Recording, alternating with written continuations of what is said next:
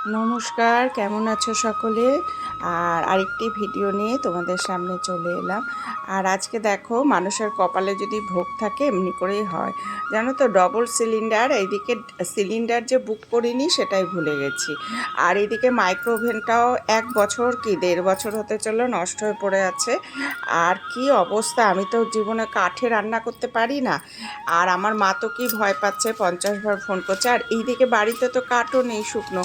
কি হয়েছে বলো তো, গাছের কাঁচা কাছের ডালে কি আর আগুন জ্বলে? ওই বাক্স ঠাক্স ছিল সেই ইয়েতে অনেক কষ্টে, সেই মানে কি বলবো, ভাত আর একটু চিংড়ি মাছ করেছিলাম, সেইটা কোনো রকমে নামিয়েছি, জানো তো। আর এটা হলো সকালবেলায়, একটু চা না খেলে কি ভালো লাগে, তাই না? তা গুড মর্নিং, আরেকটা দিনের সকাল। ওটা আগের দিন হলো, আর এটা পরের দিনের সকাল। আর কি বলবো তোমাদের, উফ, চোখ মুখ জ্বলে একদম যেন মনে হচ্ছে আমি পাগল হয়ে গেলাম। এত ধোঁয়া, এত ধোঁয়া, এত ধোঁয়া। আর তারপরে বাইরে প্রবল বৃষ্টি। কি যে কষ্ট করলাম এই দুদিন। আর তাই জন্য কালকে এত এনার্জি নিয়ে কাঠ ঠাট জ্বলিয়েছে 3-4 ঘন্টা ধরে, আজ আর ইচ্ছে করলো না। সকালবেলায় উঠে তো আগে চাটা না খেলে এনার্জিও পাওয়া যায় না। তাই আবার সকালেও তো কাঠ জ্বলিয়ে চা করলাম। তাই মেয়ে বললো, মা তুমি দুধ চা করছো, আমাকে একটু দিও। তা ওকেও একটু দিলাম। ঘরদোর একদম অগোছলো হয়ে আছে, আর একটু বেরোতেও হবে। একটু দরকার আছে, টুকটাক জিনিসপত্র কেনার কিছুই নেই। আর এইদিকে দেখো, বাড়ির গাছগাছালিগুলো না সব ভেঙে ফেলে, জানো তো, এসে এসে। তাই একটু বকাবকি করলাম।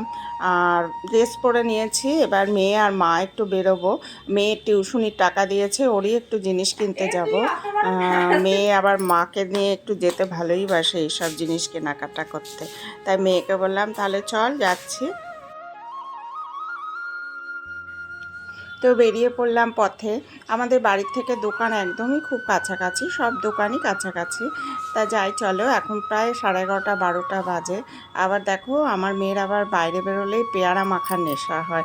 তা একটা 20 টাকা দিয়ে একটা পেয়ারা মাখা নিল।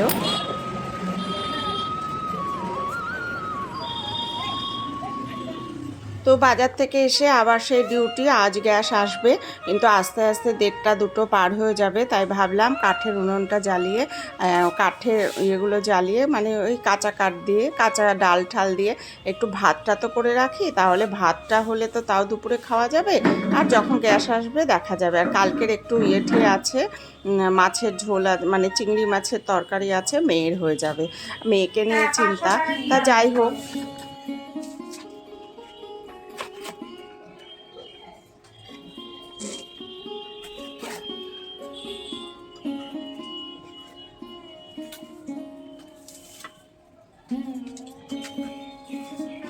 জানো না বন্ধুরা, ধোঁয়াতে চোখ একদম জল বেরিয়ে যাচ্ছে, ছুটে উঠে যাচ্ছি, তারপরে হাওয়া দিচ্ছি, তবে ধোঁয়া ইয়ে হচ্ছে। আমরা দোকান থেকে আসার পর মেয়ে আবার গেছে একটু দরকারে একটা জিনিস দিতে। কিন্তু মেয়ে এসে একটুখানি আমার উপরে একটু রাগ দেখালো। সব কিছু তার ভিডিওতে বলা যায় না, না।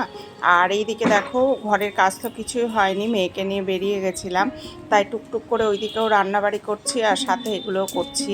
আর বাইরেও আবার বৃষ্টি পড়ছে, প্রচণ্ড বৃষ্টি, মুষলধারে বৃষ্টি। আসার সঙ্গে সঙ্গে বৃষ্টি শুরু হয়ে গেছে। তাই মেয়ে কি বলতো, আমার মেয়েটা খুব সরল সোজা, ওই জন্যই আমার ওকে নিয়ে খুব চিন্তা হয় সব দিকে। আর ও কি বলতো, ও সত্যি কষ্ট করে খুব। আমি তো প্রত্যেক মাসে দেখো মায়ের কাছে যাই, দায়িত্ব জ্ঞানহীনভাবেই ওকে রেখে যাই। কেননা কিছু করার নেই, মায়ের কাছে তো যেতেই হবে। মায়ের ওষুধ কেনা, মাকে একটু দেখা, মায়ের টাকা দিয়েই করি। কিন্তু এইটুকুই যদি না করতে পারলাম, তাহলে আর কি সন্তান, তাই না? আর সব সময় এখন তো সবারই বয়স হচ্ছে, আমাদেরও বয়স হচ্ছে, আর সাথে মায়েরও বয়স হচ্ছে।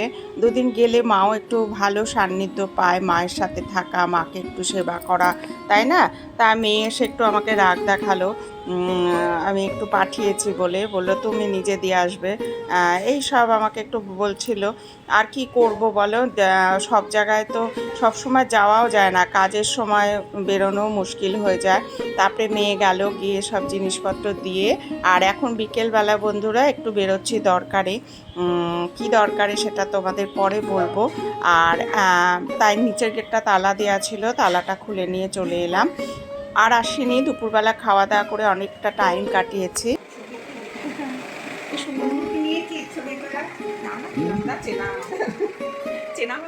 আমার মেজো যাওয়ার আমি একটু গেছি প্রয়োজনে, রাস্তায় আর ভিডিও তোলা হয়নি। আসলে সব সময় না ভিডিও তোলা পসিবল হয় না, কিছু কিছু মুহূর্তে এমন থাকে যেখানে ভিডিও তুলে দেখানো যায় না। তা কিরণদার কাছে একটু গেছিলাম বাড়ির ব্যাপারেই। আমাদের বাড়িটা তো মানে অনেক দিনের পুরনো বলি না, আর সবারই আছে, কারো দরকার নেই, কিন্তু আমার তো দরকার, তাই জন্যই যেতেই হয়, কিছু করার নেই। আর জানি না ভগবান কি সহায় হবে জানি না, কেননা আজ অনেক দিন থেকেই এই বাড়ি বাড়ি করে, আর আমার স্বামী তো স্বামী, কে আর বলবো। কোথায় তোমরা বুঝতেই পেরেছো, আমার যা আর আমি দুজনে একটু বাড়ির ব্যাপারে, বাড়িটা পুরনো খসে পড়ছে, কারো তো প্রয়োজন নেই, প্রয়োজন আমারই। কেননা দেখো সবার যার যার মতন বাড়ি আছে, কিন্তু আমার নেই। আর যেটা হয় সবার শরিকি বাড়ি, সবাই যদি না এগোয়, আমার তো একার পক্ষে সম্ভব না এগোনো, তাই জন্য সবাইকেই আমার পাশে দাঁড়াতে হবে, তবেই তো হবে আমাদের বাড়িটা। কিন্তু আমাদের একটা প্রবলেম আছে, যেটা মানে তোমাদের পরে বলবো, কিন্তু হয়ে যাবে আমার মনে হয়। দেখো ইচ্ছে থাকলে সব কিছুই হয়। আমার যদি ইচ্ছে না থাকে, আমাকে যদি কেউ বাধা দেয়, কিংবা অনিচ্ছা সত্ত্বে যে না আমরা কষ্ট করছি করি, এইটা যদি কারো মনোভাব হয়, তাহলে জীবনেও এই বাড়ি কিন্তু প্রমোটিং হবে না, তাই না? কেননা যেহেতু একবারই বললাম শরিকি বাড়ি, যখন প্রথম জীবনে নিতে চেয়েছিলাম তখন অনেক বাধা এসেছে। আর তারপরেও যখন ফ্ল্যাটের কথা বলা হয়েছে, তখন দেখো একজনের জন্য পাঁচজনকে আটকে থাকতে হয়, এটাই আমাদের প্রবলেম। কিন্তু এটাও সবাইকেই বোঝাতে উচিত, ও বোঝাতেও হবে, সবারই বুঝতে হবে যে না আরেকজনের তো কষ্ট করছে, আর কাউকে মিউট করে আমরা কোনো কিছুই করব না। তাই জন্য এবার আমরা দেখি কি হয়, ঈশ্বর কি করে, সবার সহযোগিতা ছাড়া তো আমরা কিছু করতে পারবো না।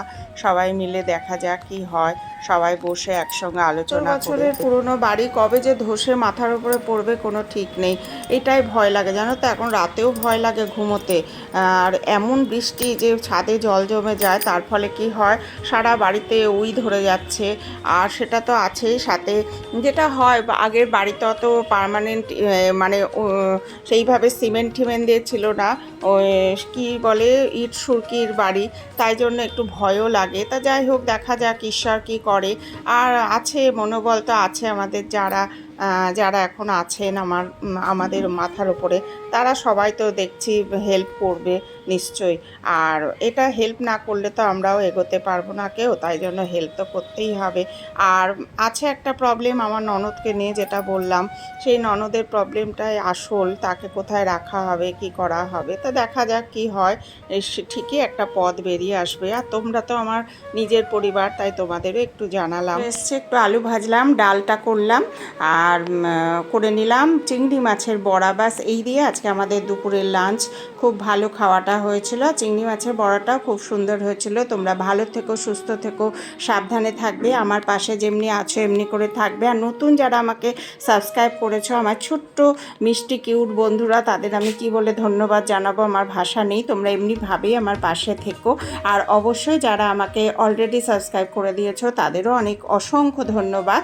আর আবার যারা এখনও আমার পরিবারে আসোনি, নতুন নতুন মিষ্টি কিউট বন্ধু, তারা আমার বন্ধু, আমার পাশে থেকেও একটা সাবস্ক্রাইব করে আর একটা লাইক করতে ভুলো না, সাথে একটা কমেন্ট করো। আর যেমনি কমেন্ট করছো এমনি করো, কমেন্টগুলো সত্যি আমার খুব ভালো লাগে, আমি মোটিভেট হই। আর সত্যি আমার ভিউজ কম বলে মাঝে মাঝে আমার মনে হয় ইউটিউব ছেড়ে দেবো, কিন্তু একটা নেশা হয়ে গেছে। তোমাদের সামনে আসলে আমার জন্য মনটা ভালো হয়ে যায়। তাহলে টাটা, আবার অন্য ভিডিও।